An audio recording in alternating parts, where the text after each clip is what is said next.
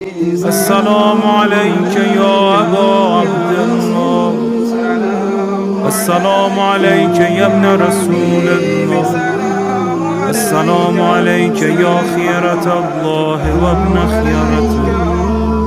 السلام عليك يا ابن أمير المؤمنين وابن سيد الوصيين.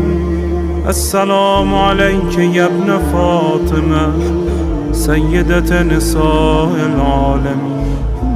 السلام عليك يا ثار الله وابن ثاره والوتر الموتور.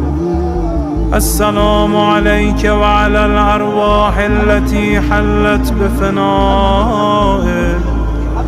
عليكم مني جميعا سلام الله أبدا ما بقيت وبقي الليل আল্লাহ আমাদের সকলকে ওই কবরে যেতে হলে আল্লাহ যে আমল দরকার যেগুলো চলবার দরকার আল্লাহ সেই আমল সে করে চলবার তৌফিক দান করে দেন। আল্লাহুম্মা আমিন। ইল্লাল্লাহু মুহাম্মাদুর রাসূলুল্লাহ সাল্লাল্লাহু আলাইহি ওয়াসাল্লাম। প্রিয় বন্ধুগণ, আমরা সবাই চলে গেছি রাসূলের সাল্লাল্লাহু আলাইহি ওয়াসাল্লাম পেশ করে।